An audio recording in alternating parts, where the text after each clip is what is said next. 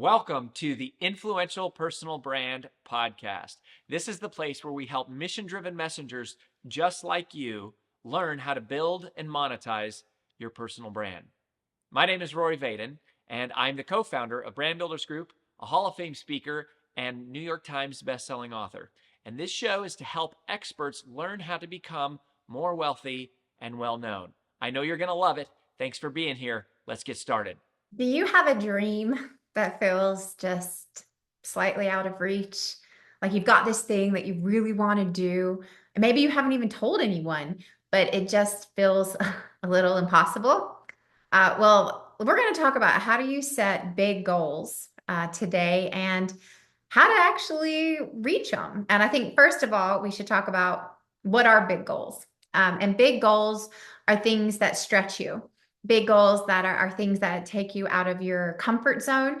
These are things that are not necessarily attainable or reachable. They're not realistic. They're big. They're big. They're going to force you to be different, learn different things, try new things, fail. They're going to require you to ultimately become a new and different person in the process. That's very different than a typical SMART goal or some everyday goal. These are big goals, and they are goals that change you in the process of trying to reach them. You don't even have to reach them. It's the process that happens in you trying to reach them. Now, why? I think this is a huge part of this is like, why should you set big goals? One, because it forces you to become a new and better version of yourself. It forces you to grow, and growth is good. Being challenged is good. Hard work is good. It produces discipline and resilience and work ethic that cannot be learned any other way or in any other place. But there has to be a why behind this that's internal, that's intrinsic. It cannot be extrinsic or external. It cannot just be about, oh, I want to make more money or I want to beat this other person. There has to be a profound why behind this, that even if you have setbacks, even if you experience moments of failure, even if you have moments of doubt, that you proceed because it's significant enough to keep trying in the midst of it not working, right? That is really important. The why has to be bigger than the why not, right? And when you're setting big goals, these are dreams, these are life goals. They have to really have a fundamental why that is significant beyond worldly stuff, beyond titles or ego or money or pride or ambition or success. It has to be beyond that. Okay. Now, next thing, you've got to break it down. Like, what do you actually have to learn in order to do the thing? I just had an amazing podcast interview with Caroline Miller, who wrote the new book, Big Goals. And a huge part of it is you have to just determine, using goal setting theory, GST, is this a learning goal? In other words, is this something that you've never done before?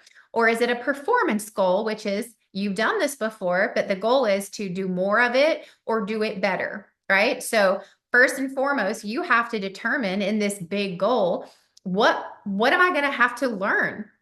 Because in order to do it better, you first have to learn it, right? In order to have performance goals, you have to have done it before. So if it's a big goal, then ask yourself, is this truly a learning goal or is it a performance goal? And if it's brand new and you've never done it before, it's a learning goal. So what do you need to learn?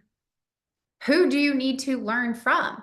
How quickly can you learn it? What resources do you need to learn it? Do you have the money to invest into learning this? These are all things that are a part of reaching really big goals. And the first thing you have to ask is it a learning goal or is it a performance goal? And if it's a learning goal, then we need to give ourselves grace in the process, i.e. patience, right? Because there are things that you have to learn before you can get results. Okay. And so that's kind of getting into the specifics. Is it a learning goal or is it a performance goal? Right. Then we got to have our group, our positivity group, our accountability group, our mentorship group, our coaching group, whatever we want to call it. But we have to have our group, i.e. our people. We have to have systems and groups of accountability, but not just accountability, but also of support, right? I think one of the most important things that I actually talked about with Caroline Miller on this podcast is how important it is for us to be around people who believe that we can do it, but also who believe in doing big things in general, right? It's you have to discern and decide who gets to come along on this big goal journey with you and who doesn't. And the people who get to come along with you are the people who believe in you, the people that believe that what you're doing is significant and important, and they want to see you succeed, not superficially, but genuinely. And also because they are genuinely positive people who also believe in doing big things. They believe in hard work. They believe in perseverance. They believe in doing significant things that matter. You have to surround yourself with people like that so that you have encouragement in the down moments, so that you have support when you need it. And that could include mentor groups, coaching programs, masterminds. These could also be friends and family, but you really have to discern. It's like, hey, I know I'm going to need positive influences in my life.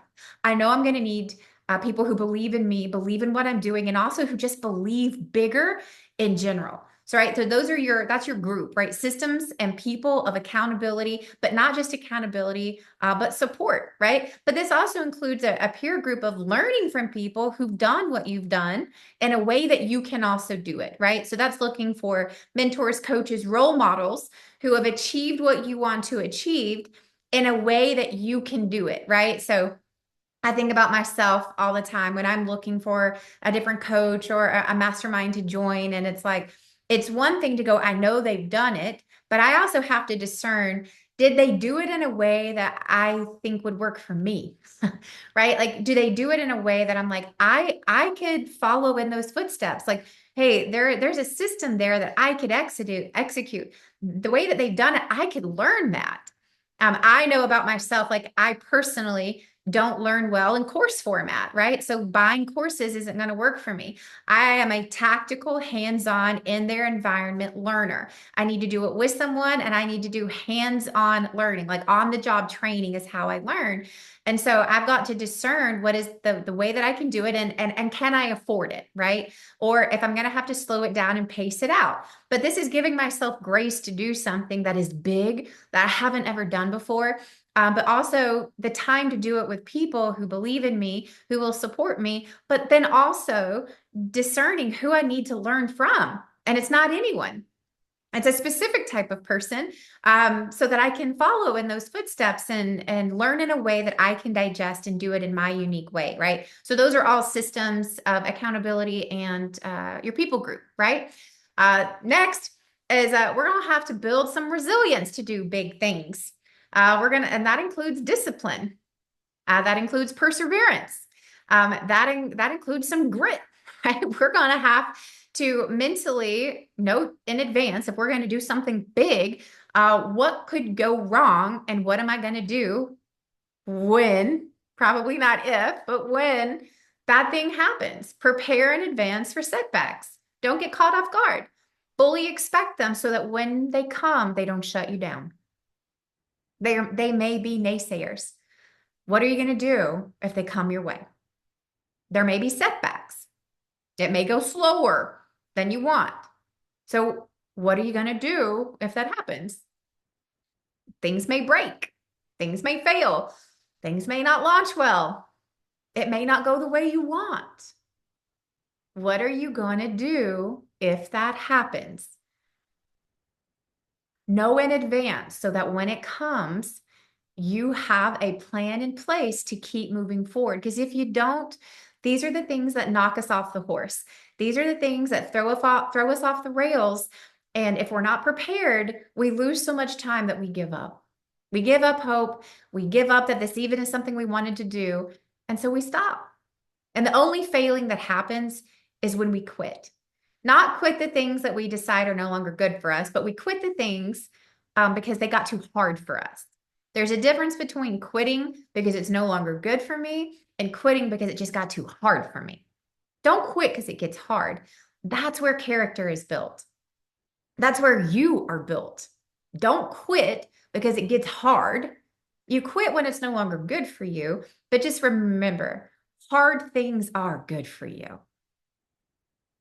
Hard things create character that cannot be built anywhere else.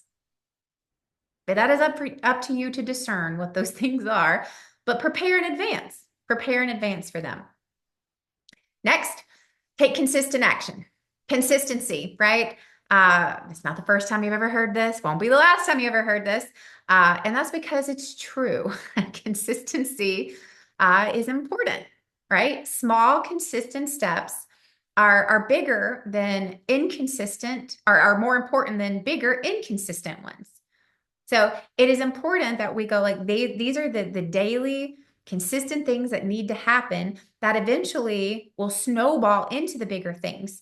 Those are more important than taking huge steps very inconsistently. So be prepared with what are those consistent actions, those habits that I need to do on a daily, weekly, monthly, quarterly, annual basis to get to where I need to be, right? This is all about taking action, and that requires a plan. You have to know what direction you're going to take the first or the 100th step. So know your direction and have it well mapped out so that you can benchmark. Is this a daily, a weekly, a monthly, quarterly thing? And also, where do I need to be at these different benchmarks? Where do I need to be 90 days in the journey, 6 months in the journey, 12 months in the journey? If we're going to set out to do big things, we need a big detailed plan, right? And that is about how do you set out those daily consistent things that you're going to do? And again, they're not all daily, some are daily, but what are the things that need to happen to create consistency to hitting this big goal? And last, but most certainly not least, is what are your points of reflection? And I think this is one of the things that is most important in my life is on a very, I would say, consistent basis, for lack of another word, since I just talked about consistency, you have to remember not just why you're doing this, but more importantly, who you're doing it for. And I have to tell you right now, it shouldn't be you. Big goals should not just be centered on you. That is one of the first ways that you won't achieve them. It's because it was too isolated to just you, and that's just not big enough. Doing it just for yourself isn't big enough. So when I talk about have reflection on the who, I mean, who is this goal really for? Is it for your kids? Is it for your family? Is it for your spouse? Is it for your clients? Is it for your future clients? Is it for the next generation? But who is this for? And remember that when you're doing this, it's not just a goal for a thing. There is impact for a person when you achieve your goals. And that goes beyond you. And if you do it well, and if you do it right, if it's really big, it goes beyond just your friends and family too. It has the opportunity to impact your community. It has the impact to, potentially impact your nation or even the world. Like that is a big goal. And big goals require a big focus on who. Who is this for? Like, who am I building this business for? Who am I making this content for? Who am I writing this book for? Who am I doing this, sporting event for? Whatever it is, it's like, who is this for? Is it to prove that it can be done for everyone who comes after me?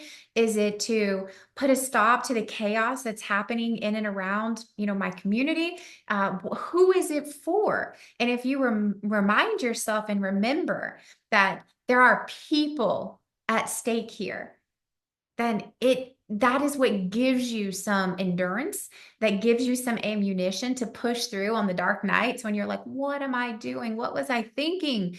Well, what you were thinking is that people are worth it, because they are. So don't forget, in the midst of numbers and metrics and things and steps and lessons, that there is a who at the center that will benefit from you accomplishing this goal. And it's beyond you, and it's beyond your family, potentially beyond your community. But there is a who, a group of people, a person that you have the opportunity to have life-changing impact on if you do this. And that is what should keep you moving. It's the who at the center of those big goals.